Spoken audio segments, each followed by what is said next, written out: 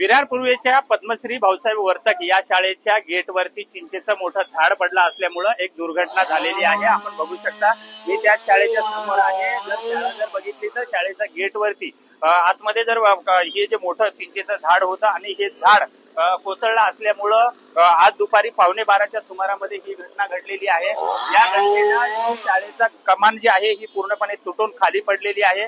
शाळा सुटायला 12:30चा वेळ होता आणि त्या वेळेमध्येच ही दुर्घटना घडली। सुदैवानं शाळेचे विद्यार्थी जे आहेत ते आतमध्येच होते, झालेलं नाहीये। माझ्यासोबत या ठिकाणचे काही स्थानिक रहिवासी आहेत। नेमकी काय घटना घडलेली? जास्त पाऊस आहे त्या कारणाने झाड कमजोर झालेलं असेल, गेटवर पडलेला आहे। काही नुकसान वगैरे झालं? काही नाही, काही हानी मागची आणि काही बाराचा टाइम असताना फोन होतो इकडे सांगता आलं काय झाली। निश्चितच माझ्यासोबत शाळेचे सहकारी सुद्धा आहेत। नेमकी किती वाजता घटना झाली? विद्यार्थी कुठे आहेत आता?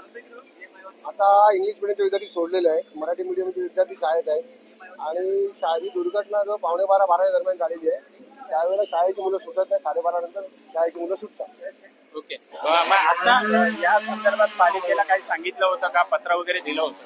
नाही, सकाळी कॉलेजच्या लक्षात आल्यावर कॉलेजने त्यांच्या लेटरवर पालिकेला पत्र दिलेलं आहे सकाळी 10 वाजता। पण पालिकेची प्रोसिजर असते, त्याला तो पुढे पाठवून नंतर ते 8 दिवसांनी कारवाई करतात। पण काय आपत्ती याला कोण रोखू शकत नाही।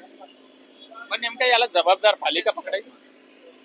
पालिका पकडायची नाही, पालिकेने पण जर असं त्वरित केलं असतं तर ते हे नसतं घडलं, शाळेचं नुकसान नसतं त्याला त्याच्यामध्ये। निश्चितच आपण बघितलेलं आहे की या ठिकाणी वसई विरार महापालिकेच्या अग्निशमन दलाकडून आता ते झाड बाजूला काढणं सुरू आहे।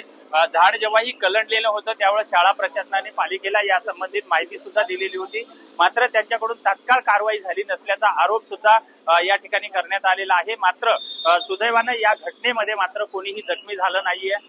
ही शाळेची कमान पडली असल्यामुळे दुपारच्या सत्रातल्या शाळेला सुट्टी दिलेली आहे आणि काही विद्यार्थी आतमध्ये आहे, शाळेमध्येच आहेत।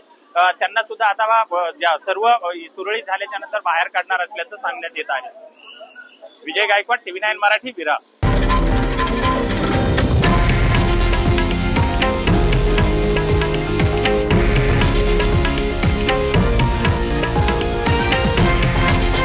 हे आहे देशातील नंबर 1 न्यूज नेटवर्क आणि आपण पाहत आहात TV9 मराठी, एकमेव।